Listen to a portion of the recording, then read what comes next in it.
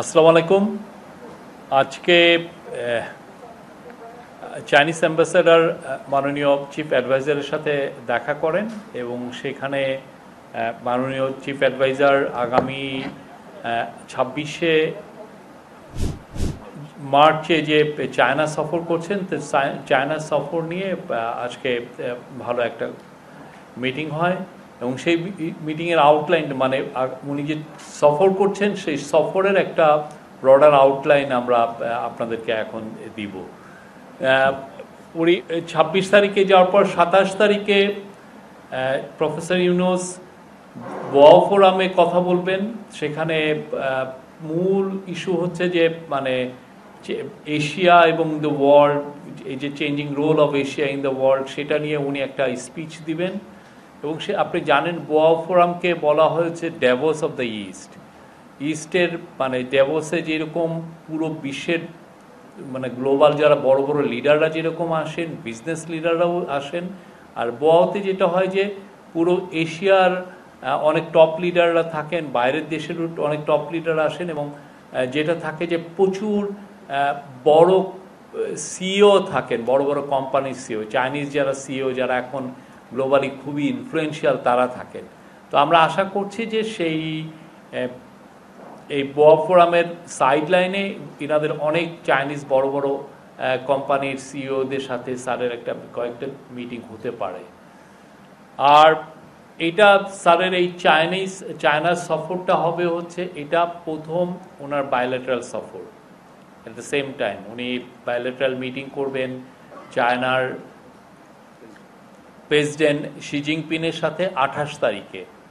সেখানে আমাদের সাথে চায়নার যে ধরনের যতগুলো ইস্যু আছে সবই এটা নিয়ে আলাপ হবে, এন্টার গেমিউট অফ দি ইস্যুস সবগুলো আলাপ হবে। এবং তার মধ্যেও আমরা বলতে পারি যে স্যার যেটা বলেছেন যে মূল ফোকাসটা হবে যে চায়নার কাছে চাইনিজ বড় সিইওদের সাথে মিশা, চায়নার সাথে মানে বাংলাদেশকে ইন্ডাস্ট্রিয়ালাইজেশনের জন্য, বাংলাদেশে ম্যানুফ্যাকচারিং এর জন্য একটা বড় হাব তৈরি করার জন্য চায়নার সাথে সেই ধরনের আমরা আমাদের সম্পর্কটা একটা নতুন উচ্চতায় নিতে চাই, এটা একটা। এবং চাইনিজ অ্যাম্বাসাডার বলেছেন যে এটা হবে যে this is the most important visit like by Bangladeshi leader in 50 years. জানেন এই বছর বাংলাদেশ এবং চায়না তাদের 50 বছর যে রিলেশনশিপ তারা সেটা সেলিব্রেট করছে। তো এটা হবে মোস্ট ইম্পর্টেন্ট ভিজিট তারা মনে করছে। তো এইখানে আমাদের তরফ থেকে, ইন্টারিম গভর্নমেন্টের তরফ থেকে ফোকাসটা থাকবে যে চাইনিজ কোম্পানিগুলো যাতে বাংলাদেশে এসে তাদের ফ্যাক্টরিগুলোকে রিলোকেট করে। এটা নিয়ে প্রফেসর ইউনুস যখন ইউনাইটেড নেশনের জেনারেল অ্যাসেম্বলিতে উনি গিয়েছিলেন, সেখানে সাইডলাইনে চাইনিজ ফরেন মিনিস্টারের সাথে কথা হয়েছিল। সেখানে কিন্তু উনি সুস্পষ্টভাবে তাকে বলেছিলেন যে চাইনিজ যারা সোলার কোম্পানি তার জন্য বাংলাদেশে ইনভেস্ট করে, কেননা Chinese solar company global trade প্রোটেকশনের কারণে অনেক ক্ষেত্রে তারা বাধাগ্রস্ত হচ্ছে। কিন্তু আমাদের তরফ থেকে, আমাদের এখান থেকে যদি এক্সপোর্টটা করে তাহলে সেই ধরনের কোনো প্রোটেকশন নিস্ট কোনো ট্যারিফ তার উপর ইম্পোজ হবে না। তো সেই জন্য তাদের স্যারের ইনভাইটেশনে সাড়া দিয়ে দুইটা কোম্পানি, অলরেডি কয়েকটা কোম্পানি আসছিলেন, তার মধ্যে দুটো কোম্পানি তারা বাংলাদেশে তাদের অফিস সেট আপ করবেন এবং খুব দ্রুত তারা ইভেন ম্যানুফ্যাকচারিং প্লান্টও করবেন। তার মধ্যে একটা আছে হলো লংগি, LONGI। লংগি হচ্ছে ওয়ার্ল্ডের largest solar panel manufacturing company. সেটা ওয়ার্ল্ডে যত সোলার প্যানেল তৈরি হয় তার 70%ই ওরা ম্যানুফ্যাকচার করে। তো বাংলাদেশে এটা আসা মানে হচ্ছে বাংলাদেশে সোলার প্যানেলে আমরা বলতে পারি যে আমাদের এই সেক্টরে আমরা আবার বড় প্রচুর জব তৈরি হবে এবং আমরা একটা এক্সপোর্ট পাওয়ার হিসাবে আবির্ভূত হওয়ার সম্ভাবনা আছে। আর চায়নাতে সফরে স্যার পিকিং ইউনিভার্সিটিতে একটা বক্তব্য রাখবেন স্টুডেন্টদের জন্য। এবং পিকিং ইউনিভার্সিটি, আপনি জানেন পিকিং ইউনিভার্সিটি চায়নার খুবই নামকরা একটা ইউনিভার্সিটি, গ্লোবাল র্যাঙ্কিংয়ে ওইটা প্রায় টপ 10-এর মধ্যে থাকে। তো এই Peking university at the same time স্যারকে একটা অনারারি ডক্টরেট অনারে ভূষিত করবেন। এছাড়া উনি হাইটেক পার্কে যাবেন, ওদের চাইনিজদের যারা হাইটেক পার্ক ওরা কীভাবে, আপনি জানেন চায়না হ্যাজ এমার্জ অ্যাজ ওয়ার্ল্ডের খুবই অনেকে বলেন যে নাম্বার 1 হাইটেক কান্ট্রি হিসাবে এমার্জ করেছে। তো তাদের যে কাটিং এজ টেকনোলজিগুলো কোথায় কোথায়, ওরা ইভিতে ওয়ার্ল্ডের এখন নাম্বার 1, ইভি মানে ইলেকট্রিক ভেহিকল। তারপরে হচ্ছে সোলার প্যানেলে ওরা নাম্বার 1। ওরা আপনারা দেখেন চিপ টেকনোলজিতে ওরা খুব, সেমিকন্ডাক্টরে ওরা খুব এগিয়ে গিয়েছে। তো এগুলো হাইটেক পার্কে উনি একটু ভিজিট করবেন। এছাড়া ওনার পুরো ভিজিটটা 4 দিনের সফরটা অনেকগুলো এঙ্গেজমেন্ট হবে, অনেক ধরনের মিটিং হবে। আমরা আপনাদেরকে সামনের এই যে 26 তারিখের আগ পর্যন্ত আমরা আরও 2-1টা প্রেস কনফারেন্সে আপনাদেরকে আমরা হাইলাইট করব। তো যেগুলো কথা হবে চায়নার সাথে একটা বড় এমফাসিস হবে যে চাইনিজ ফ্যাক্টরিগুলো কিভাবে বাংলাদেশে রিলোকেট করা যায়, যাতে বাংলাদেশে একটা এমার্জিং একটা বড় ম্যানুফ্যাকচারিং হাব হয়। আমরা ম্যানুফ্যাকচারিংয়ে একটা বিপ্লব ঘটাতে চাই ইন্টারিম গভর্নমেন্ট, এবং এটার আলোকে দেখেন চিটাগাং পোর্টকে আমরা, এই ইন্টারিম গভর্নমেন্টের ফোকাসটা চিটাগাং পোর্টের এফিসিয়েন্সি কত দ্রুত বাড়ানো যায়।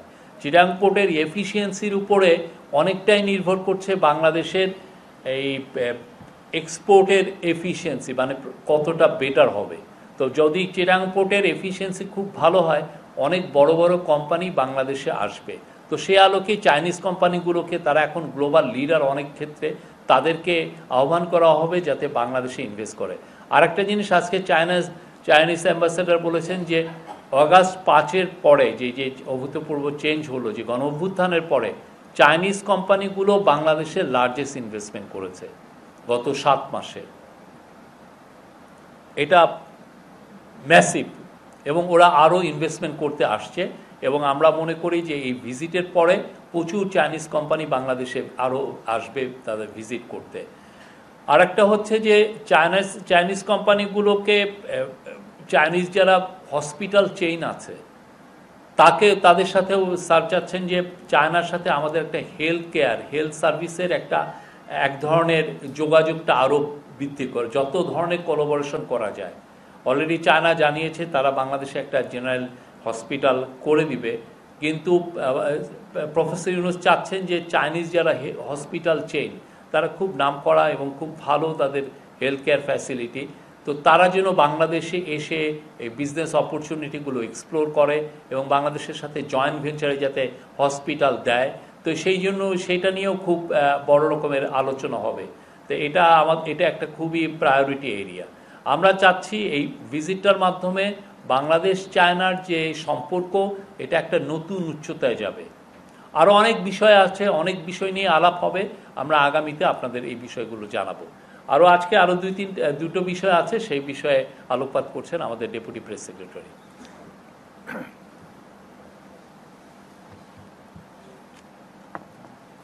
আসসালামু আলাইকুম।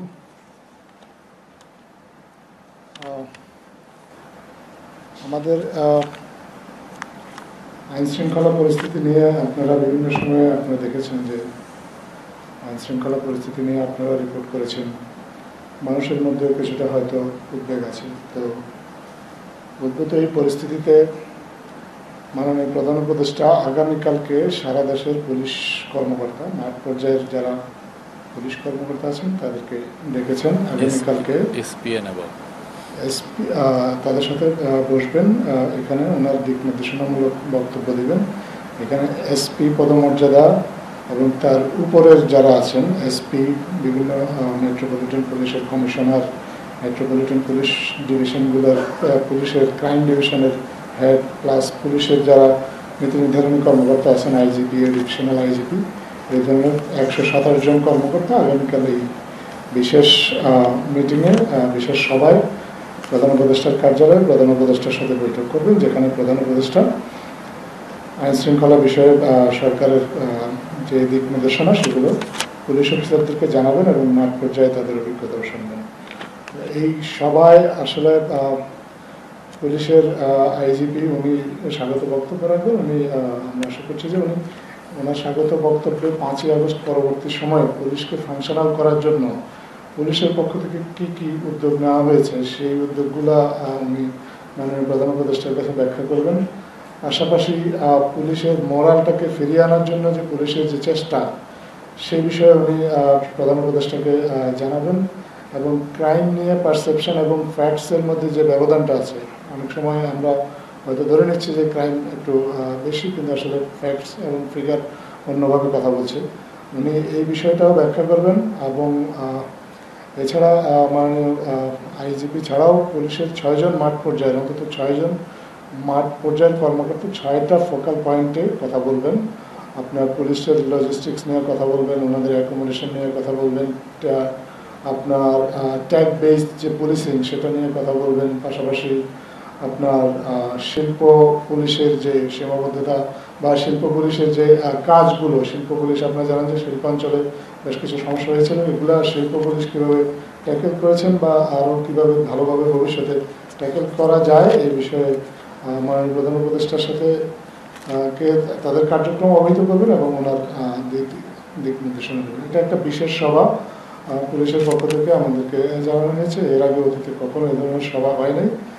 সাধারণত আপনারা দেখেছেন যে পুলিশ সপ্তাহ যেটা হয় সেখানে সরকার প্রধান পুলিশকে অ্যাড্রেস করেন এবং এটাই হয়।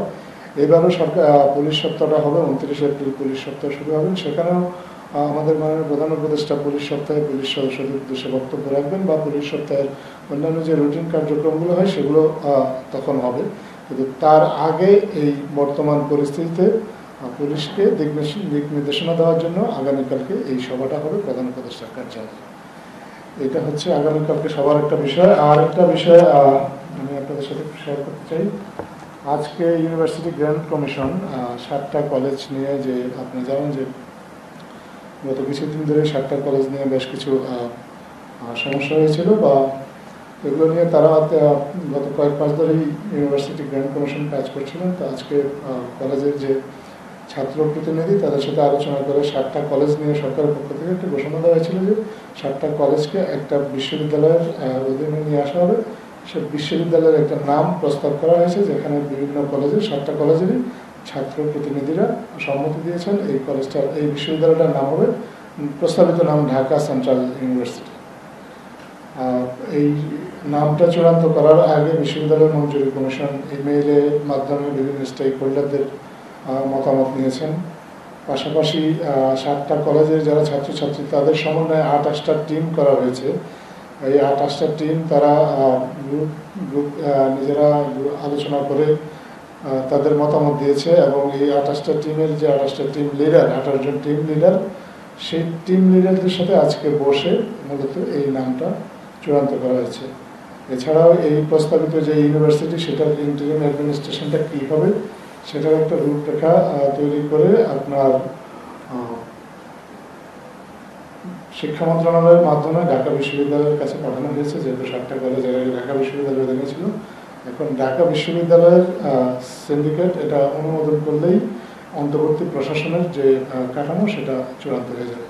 এছাড়াও অন্তর্বর্তী বিশ্ববিদ্যালয়ের যে রূপরেখাটা সেটাও প্রায় চূড়ান্ত করার পর্যায়ে আছে, চূড়ান্ত পর্যায়ে আছে।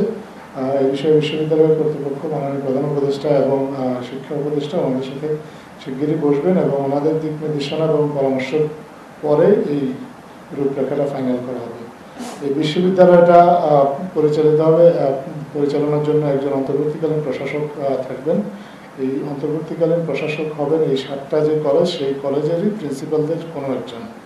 এবং ইতিমধ্যে বিশ্ববিদ্যালয় মঞ্জুরি কমিশন এই 7 জন প্রিন্সিপালেরই সাক্ষাৎকার নিয়েছেন এবং তাদের মধ্যে থেকে একজনকে মনোনীত করবেন বিশ্ববিদ্যালয়ের অন্তর্বর্তীকালীন প্রশাসক হিসেবে।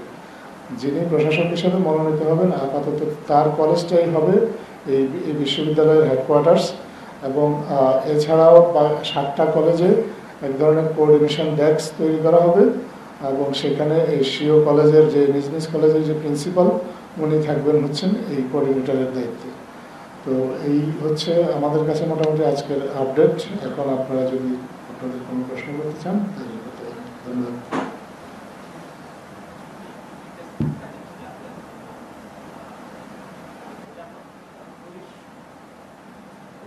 পুলিশ বলেছিলেন যে মানে যেসব প্রাইভেট নিরাপত্তা কর্মী যারা আছে তাদের মাধ্যমে পুলিশিং এবং গ্রেফতারের ক্ষমতা দেওয়া হবে। এটা কি কোনো অগ্রগতি আছে কিনা একটু জানাবেন। আর আরেকটা বিষয় তো একটু বলি যে অন্যান্য বারের যে রমজানের সময় দ্রব্যমূল্য যে আকাশচুম্বী থাকে এবার হচ্ছে তার থেকে অনেকটা সহনীয় পর্যায়ে আছে, বাট তেলের ব্যাপারে এখনো কোনো অগ্রগতি হচ্ছে না এই বিষয়। হ্যাঁ, মানে চাল, তো এই বিষয়টা যদি আপনারা একটু অ্যাড্রেস করেন। ধন্যবাদ। ধন্যবাদ আপনাকে। প্রথমত হচ্ছে যে প্রাইভেট নিরাপত্তা বাহিনীর সহায়তা নেওয়ার বিষয়টা, এটা আইনি কাঠামোর মধ্যেই আছে। এই বিষয়ে আইন অনুযায়ী যে ব্যবস্থাটা নিতে পারে সরকার সেটুকুই নেবে। আইনের প্রত্যয় করে কোনো ধরনের সিদ্ধান্ত হবে না। এটাই হচ্ছে আপাতত সিদ্ধান্ত। আইনি বিষয়গুলো পর্যালোচনা করা হচ্ছে, আইনি বিষয়গুলো পর্যালোচনা করে এ বিষয়ে সহায়তা নেওয়া হবে। আর তেলের বিষয়ে আপনি যেটা বলেছেন যে তেলের সরবরাহ বাড়ানোর চেষ্টা করা হচ্ছে, আমরা অন্তর্বর্তীকালীন সরকার থেকে অনেক আগে থেকে উদ্যোগ নেওয়া হয়েছে যে তেলের মূল্য যাতে রমজান বা অন্যান্য পরবর্তী সময় স্বাভাবিক রাখে, এটার জন্য মূলত সাপ্লাইটাকেই গুরুত্ব দেওয়া হয়েছে। সাপ্লাইটাকে বৃদ্ধি করে যাতে কেউ মার্কেটটা মনোগুলো না করতে পারে সেটার জন্য চেষ্টা করা হচ্ছে, এবং আমরা আশা করছি যে সাপ্লাইটা খুব শিগগিরই বাড়বে, এবং বাড়লে তেলের যে মূল্য যেটা আপনারা দেখছেন যে একটু বাড়তি আছে সেটাও হয়তো নিয়ন্ত্রণে চলে আসবে। আর চালের ক্ষেত্রেও একই কথা বলা যায়। চালেরও আপনি জানেন যে গত বছর যে আমাদের দেশে বেশ কিছু বন্যা হয়েছিল, যেখানে চালের কিছু উৎপাদনের ঘাটতি ছিল, এবং সরকারের পক্ষ থেকে চাল আমদানির উদ্যোগ নেওয়া হয়েছে, এবং প্রতিদিনই আপনারা হয়তো খবরে দেখবেন যে চালের বিভিন্ন কনসাইনমেন্ট বন্দরে এসে পৌঁছাচ্ছে, এবং চালের আমদানি করে এবং অভ্যন্তরীণ সংগ্রহের মাধ্যমে যখন চালের সরবরাহ স্বাভাবিক করা হবে তখন আমরা বিশ্বাস করি যে চাল এবং চালেরও অন্যান্য পণ্যের মতো চালের দামটাও কমে আসবে। আমি এখানে অ্যাড করি যে আপনি যে অক্সিলারি পুলিশ ফোর্সের এটা বললেন, এটার ফলে আমরা আশা করছি যে এতে দেশের বিশেষ করে যারা গেটেড কমিউনিটিতে থাকেন তাদের জন্য এটা একটা আরো স্বস্তির জায়গা তৈরি করবে।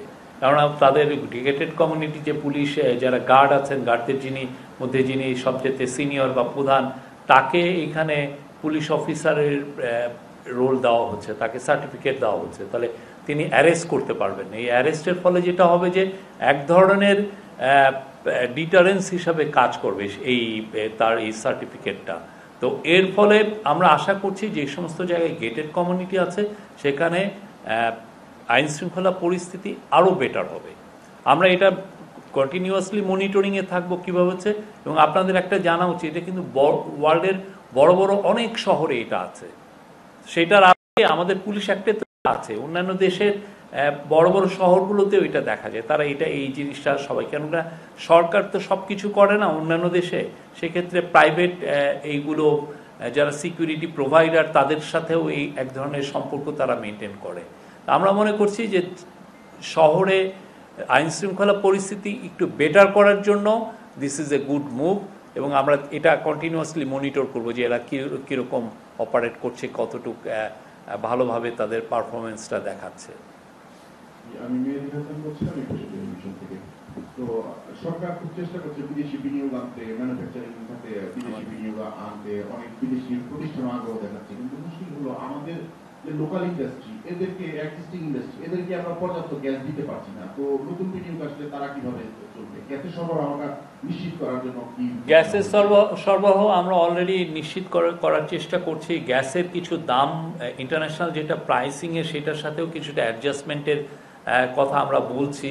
তা আমাদের যেটা হচ্ছে যে আমরা সর্বোচ্চ চেষ্টা, ইন্টারিম গভর্নমেন্ট সর্বোচ্চ চেষ্টা করছে যাতে গ্যাসের সাপ্লাই একদম সবার ঘরে ঘরে যাতে গ্যাস পড়ে, যারাই ইন্ডাস্ট্রি করবেন তার কাছেই যাতে গ্যাসটা পৌঁছানো যায়, সেই লক্ষ্যে কাজ করা হচ্ছে। সেই লক্ষ্যে আবার যাতে গ্যাসের সাপ্লাইটা যাতে বুস্ট করা যায় সেই জন্য দেখেছেন যে আমরা গ্যাসপ্রমকে 5টা নতুন কূপ খনন করার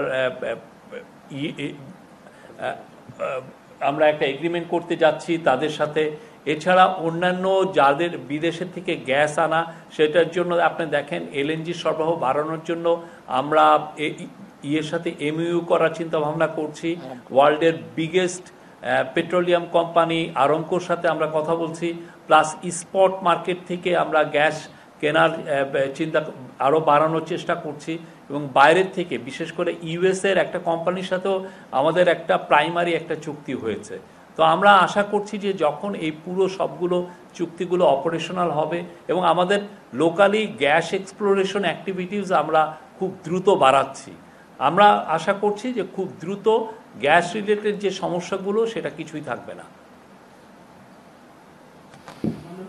খলিল, আমি দৈনিক থেকে বলছি। আমার প্রশ্ন হলো জাতিসংঘের মহাসচিবের সফরে গতকাল তিনি ব্যস্ত সময় পাস করেছেন অক্সফোর্ডের পাশাপাশি তিনি গতকাল রাজনৈতিক দলগুলোর সাথে দেখা করেছেন, আর্মি চিফের সাথে দেখা করেছেন, সংস্কার কমিশনের প্রধানের সাথে দেখা করেছেন। সর্বশেষ উনি যৌথ ব্রিফিংয়ে যেটা বলেছেন যে সংস্কার বিষয়ে যে যে সহযোগিতার প্রয়োজন তার সবকিছুই করবে জাতিসংঘ মহাসচিব। আমরা রাজনৈতিক দলের বক্তব্য শুনেছি, এখন জাতিসংঘ মহাসচিবের যে বক্তব্যটা করেছেন সেটা হলো যে যে সহযোগিতা প্রয়োজন। এখানে এই সংস্কার প্রক্রিয়াটা তাহলে কি আন্তর্জাতিক হস্তক্ষেপের দিকে যাচ্ছে কিনা? এই সংস্কার প্রক্রিয়াটা পুরোপুরি হোমগ্রোন। এটা ইন্টারিম গভর্নমেন্ট আপনারা দেখেছেন, আমরা যথেষ্ট এখানে ট্রান্সপারেন্সি রাখছি। আমরা এখানে 6টা মেজর কমিশন করা হয়েছে, 6টা কমিশন তাদের রিপোর্টগুলো দেওয়া হয়েছে এবং সেই রিপোর্টগুলোর আলোকে একটা 6টা কমিশনের যারা প্রধান তাদেরকে নিয়ে একটা কনসেনসাস কমিশন করা হয়েছে এবং কনসেনসাস কমিশনের একটা মিটিংও হয়েছে এবং সামনে আরও কয়েকটা মিটিং দেখবেন। এবং এই কনসেনসাস কমিশন এই যে রিপোর্টগুলো আছে সেই রিপোর্টগুলো নিয়ে পলিটিক্যাল পার্টির সাথে কনসালটেশন, খুব ইন্টেন্সিভ কনসালটেশন করবে। এই পুরো প্রসেসটাই তো আপনারা দেখছেন যে এটা একটা হোম গ্রোন। তবে বিদেশি যারা আমাদের যারা ভালো পার্টনার আছেন, আমাদের ওয়েল উইশার আছেন, তারা আমাদেরকে তাদের সাপোর্টের কথা জানিয়েছেন যে তারা এটাকে ব্যাক করেন, তারা এটাকে সাপোর্ট করেন। সেই জিনিসটা দায়িত্ব কণ্ঠে ওনারা বলছেন। আবার কিছু কিছু ক্ষেত্রে টেকনিক্যাল সাপোর্ট লাগতে পারে সেগুলোর কথাও বলছেন, কিন্তু এটা আমরা টেকনিক্যাল সাপোর্ট নিব কি না সে বিষয়ে কিন্তু আমরা এখনও বলিনি। বাট এটা পুরোপুরি হোমগ্রোন একটা এই রিফর্ম এবং এইটা পুরোপুরি আমাদের মানুষের, আমাদের পলিটিক্যাল পার্টির সাথে কথা বলে আমাদের এক্সপার্ট দিয়ে এই রিপোর্টগুলো করানো হয়েছে। আমাদের এক্সপার্টের রিপোর্টগুলো নিয়েই এখন পলিটিক্যাল পার্টিগুলো কথা বলছে। পুরোপুরি এখানের মধ্যে কোনো, এবং এটা যথেষ্ট ওপেননেস এবং যথেষ্ট ট্রান্সপারেন্সি ছিল, এটা আপনারা দেখেছেন। তা আমরা আশা করছি সামনে এই পুরো প্রসেসটা পুরোপুরি হোমগ্রোন থাকবে। আমার নাম মনিরুজ্জামান উজ্জ্বল, আমি জাগরণী থেকে বলছি। সেদিন আপনি বলেছিলেন যে 2026 সালে আমরা এলডিসি গ্র্যাজুয়েট করবো। গতকাল সিপিডি একটি বৈঠকে বলেছে যে বছরে $8 বিলিয়ন ক্ষতি হতে পারে। এই বক্তব্যের সাথে আপনি একমত কিনা? প্রশ্ন নম্বর 1। আরেকটা হচ্ছে আপনাদের একটু প্রশংসাই করি, প্রতি বছর দ্রব্যমূল্যের ঊর্ধ্বগতি, বিশেষ করে রমজানে আমরা হাহাকার করে দেয়, কিন্তু এবার সবকিছুর মোটামুটি এর ম্যাজিকটা কি ছিল? এখানে কি যারা সিন্ডিকেট ছিল বা যারা ব্যবসায়িক নিয়ন্ত্রণ করতো, ক্যাডার ছিল, আমরা যেটা বলি বিভিন্ন জায়গায়, এখানে চাঁদাবাজিটা কি কমে এসেছে? মানে আপনাদের মূল কি মনে করেন এই সাকসেসের পেছনে কি রয়েছে? প্রথমটার উত্তর দেই, আপনি যেটা সিপিডি বলেছে আমরা এটার সাথে একমত না। আমরা মনে করি বাংলাদেশের ইকোনমি যথেষ্ট সক্ষম এই এলডিসি গ্র্যাজুয়েশনের জন্য, এবং এটা আমাদের জন্য ফিউচারে আমাদের জন্য আরও বেটার হবে। আমাদের যারা ম্যানুফ্যাকচারিং কোম্পানি আছে, আমাদের সার্ভিস সেক্টর আছে, সব সেক্টরের জন্য এটা ভালো বার্তা বয়ে নিয়ে আসবে। আপনার মনে আছে 2005-এ আপনার মাল্টিফাইবার অ্যারেঞ্জমেন্ট এটা যখন ফেজ আউট হয়, যে পুরো কোটা ফ্রি ওয়ার্ল্ডটা যখন চালু হয় যে গার্মেন্টসের ক্ষেত্রে, তখন কিন্তু অনেকগুলো থিঙ্ক ট্যাঙ্ক এই টাইপের কথা বলেছিলেন যে বাংলাদেশের গার্মেন্ট ফ্যাক্টরি থাকবে না, বাংলাদেশের অন্যান্য কোনো ফ্যাক্টরি থাকবে না, গার্মেন্ট ফ্যাক্টরি পুরো ধ্বংস হয়ে যাবে এই টাইপের। কেননা এর আগে বাংলাদেশ একটা কোটার একটা প্রোটেকশন পেত, কিন্তু দেখেন 2005-এ যখন কোটা ফ্রি ওয়ার্ল্ড হলো গার্মেন্টসের ক্ষেত্রে, বাংলাদেশ কিন্তু বেনিফিটেড হয়েছে। বাংলাদেশের গ্রোথ আরও অনেক খুব দ্রুতভাবে হয়েছে বাংলাদেশের এই গার্মেন্টসের এক্সপোর্ট। ঠিক আমরা মনে করি বাংলাদেশ এলডিসি গ্র্যাজুয়েশন হলে বাংলাদেশ আরও বেনিফিটেড হবে, এবং সেইখানে যদি যে সমস্ত চ্যালেঞ্জেস আসতে পারে আমরা ধারণা করছি, সেই চ্যালেঞ্জকে ওভারকাম করার জন্য যা যা করার দরকার ইন্টারিম গভর্নমেন্ট সেই কাজগুলো করছে এবং করবে, এবং আপনি নিশ্চিত থাকেন এটা বাংলাদেশের জন্য উইল ব্রিং গুড নিউজ। আর আপনি সেকেন্ডটা যেটা বললেন দ্রব্যমূল্যর ক্ষেত্রে, যেটা হয়েছে যে প্রফেসর ইউনূস ইন্টারিম গভর্নমেন্টের প্রধান, উনি অক্টোবর মাসের থেকেই সবাইকে বলছেন, তার পুরো ক্যাবিনেটকে বলছেন যে এটা নিয়ে আমাদের প্রস্তুতি নিতে হবে।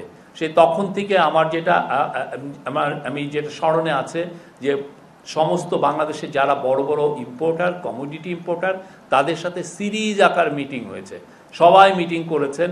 আর একটা হচ্ছে যে এই উপরে পুরোপুরি কমার্স অ্যাডভাইজার শেখ বশির উদ্দিনকে আলাদাভাবে দায়িত্ব দেওয়া হয়েছে যে যাতে রমজানে কোনো ধরনের কোনো মার্কেট, কোনো ম্যানিপুলেশন কেউ যাতে না করে।